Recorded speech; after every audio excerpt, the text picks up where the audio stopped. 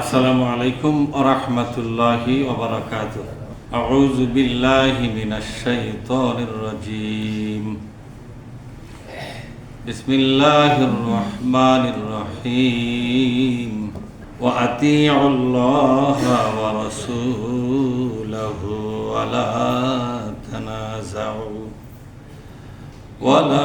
তানাযাউ ফাতাফশালু ওয়া তাযহাবা রিহুকুম ওয়াসবিরু ইন্নাল্লাহা মা'আস সাবিরিন। আমরা আল্লাহর দরবারে শুকরিয়া আদায় করি বলে আলহামদুলিল্লাহ।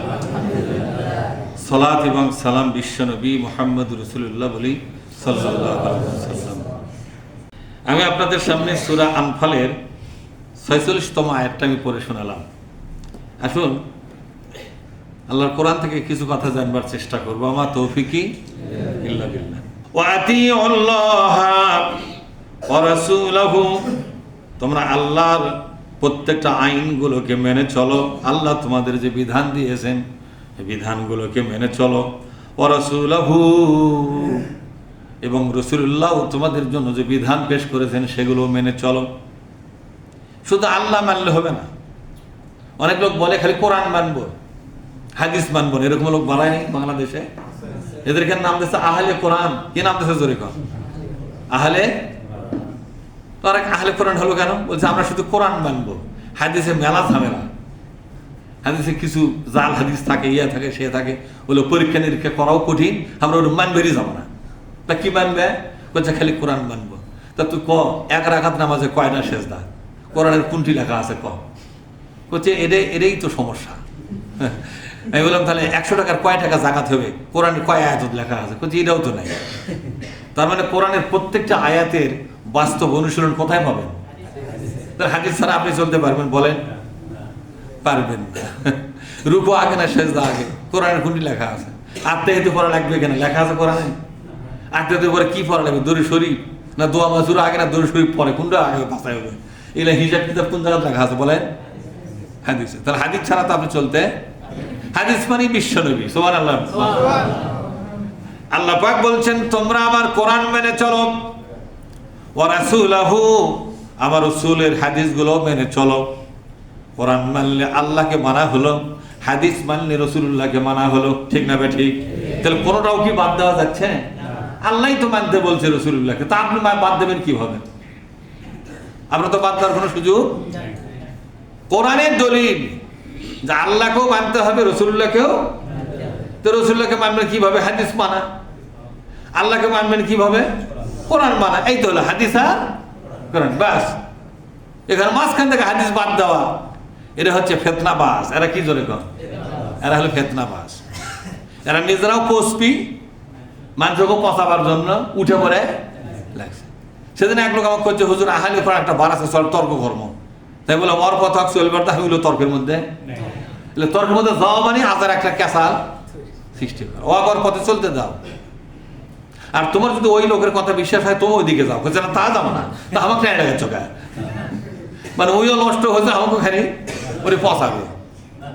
বুঝলেন না? আল্লাহকে মেনে চলো, রসুলকে মেনে চলো। ওয়ালা তানাযাউ, আর তোমরা পরস্পর গন্ডগোল ফাসাদ করো না, একে অপরের সাথে গন্ডগোলে মেতে উঠো না। সুতানাতা বিষয় নিয়ে গন্ডগোল করে মানুষ। আছেন এরকম? সামান্য ছোটখাটো, এমনকি কথা কম বেশি হচ্ছে তাকিলে বকটুমুকটি। আমি কয়েক জায়গায় দেখেছি। আমি কি হতে পারে তোমার মারামারি গায়ে মাঝখানে খানা হয় ভেঙে দেওয়ার করছে, হুজুর তেমন কিছু নয়, ওই আমাকে কথা কবে খায় লে হলে। আমি বলে তুমি এই কথা কত খায়? করছে আমি এমনি করছি, ওই আমাকে এই কথা বলে। তো আমি পরে বুঝলাম যে এই কথার সামান্য একটু কি হয়েছে, কম বেশি হয়েছে। মানুষের মনে হচ্ছে রাগ মানে লাগত না কোন জায়গা তুটেই থাকে জানবর, এই অবস্থা আছে। মানে কথা কোথে কি না কোথায় লাগত ঘুষি মারাই। আল্লাহ পাক নিষেধ করছে। এটা এই আয়াতটা রমজান বিষয়। কোন কি বিষয়? রমজান। বদরের যুদ্ধের সময়, যুদ্ধের পরে এই আয়াতটা নাযিল হয়। আর বদরের যুদ্ধ হয়েছে 17 রমজান। কত রমজান? তাহলে আয়াতগুলো কোন সময়কার? রমজানের ভেতরকার না? আল্লাহ পাক বললেন, ওগো বদরি সাহাবীরা শোনো শোনো, আল্লাহর কথাগুলোকে মেনে চলো, আমার রাসূলের কথাগুলোকে মেনে চলো। আল্লাহর কোরআন মানা মানি হলো আল্লাহকে মেনে চলা, আর বিশ্ব নবীর হাদিস মানা মানি হলো বিশ্ব নবীকে মেনে চলা। তোমরা যারা ইমানদার, তোমরা পরস্পর ছোটখাটো বিষয় নিয়ে কোনো মারামারি করো না। নিষেধ করলে কে?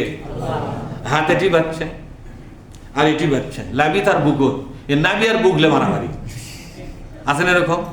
এমনকি টুপি করলি তার না চোখা টুপি থাকলে মারামারি। বোতামটা প্লাস্টিক কি করে ভাই না? এগুলো আমাকে শক্ত বোতাম, এটা কি করে? হ্যাঁ, বোতাম তো, কিন্তু প্লাস্টিকের থেকে হয় না, কাঠ থেকে হয় না। আবার কেউ কাপড়ের গুটি দিয়েছে, আছে না কাপড়ের গুটি, সেটাকে একজনের দেখি কাপড়ের গুটি গুলো এই বোতাম নাই, সুতে দিয়ে বেঁধে থোসে, সুতেতে বেঁধে থোসে। সেই সুতে আনা আবার এই দুই গুটি আনা কি মানে অনিবার নেই, কাপের মেলা কিছু সমস্যা। এটা কি ছোটখাটো বিষয় নয়? বলেন ছোটখাটো বিষয় কিনা?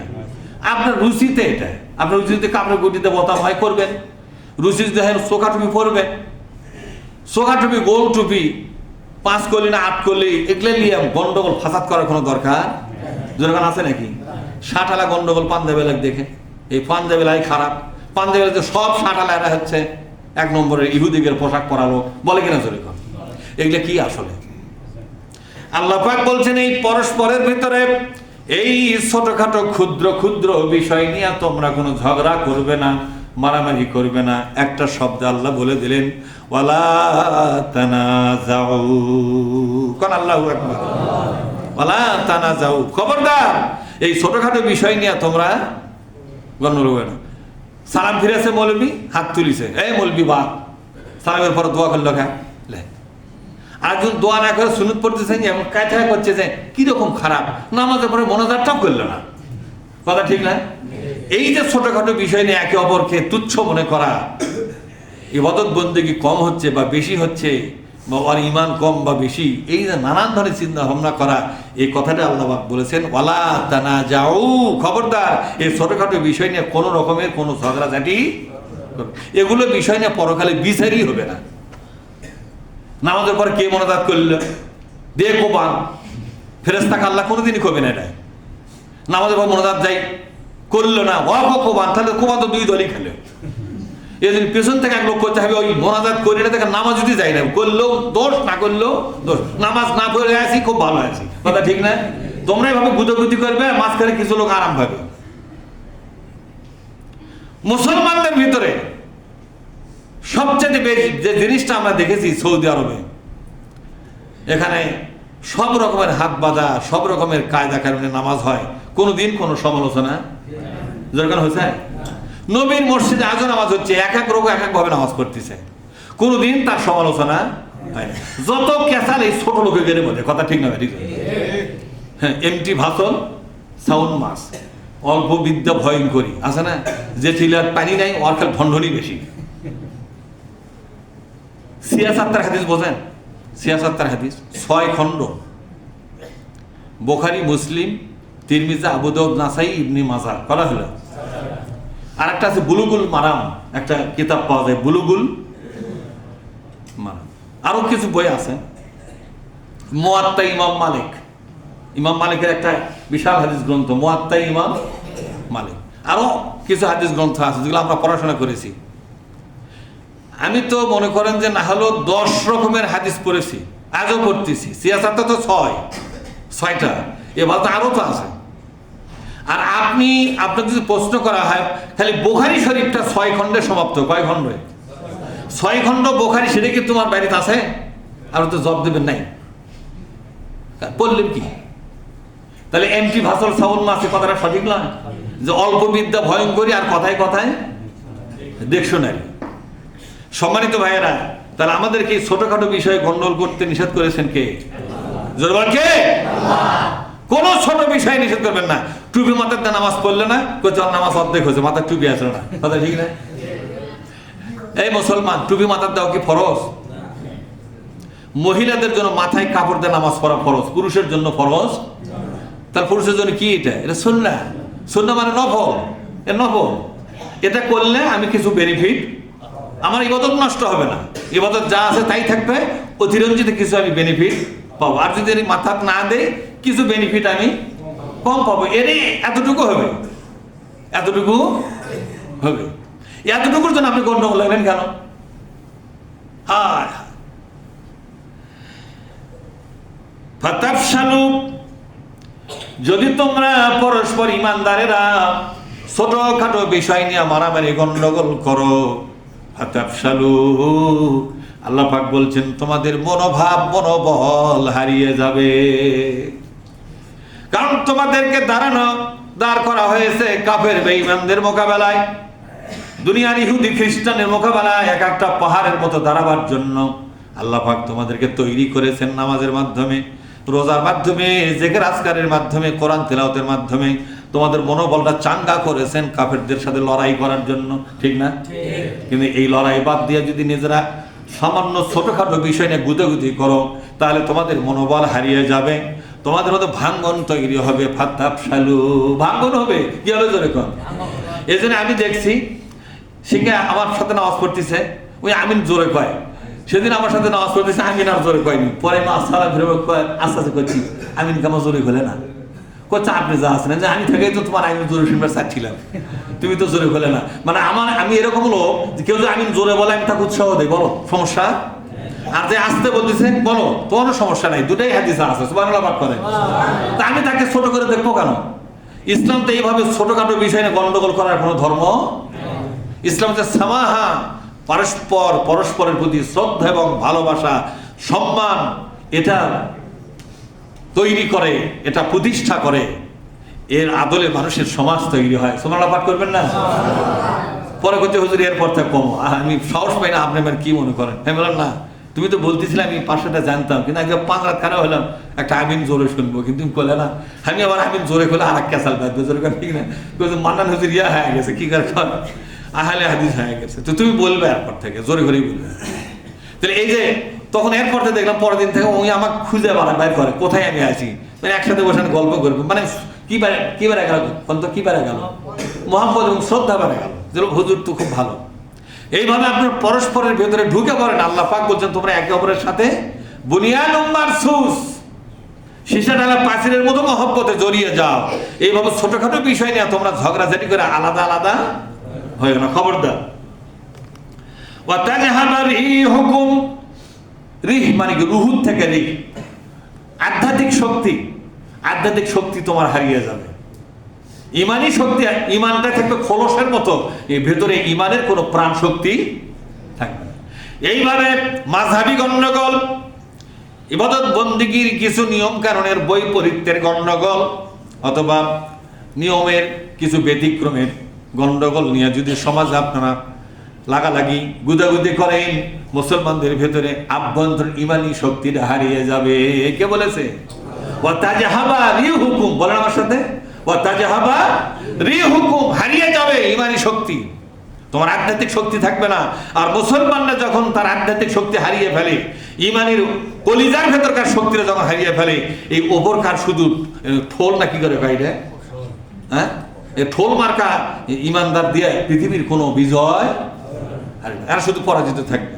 ইন্নাল্লাহা মা'আস সাবিরিন, নিশ্চয় আল্লাহ সবর যারা করে, সাবিরিন যারা, তাদের সাথে। সবর মানে কি? ধৈর্য মানে হচ্ছে ওই একটা সর মারিছে, মারুক বাবা, কিছু কওয়ার দরকার নাই, এর নাম সবর।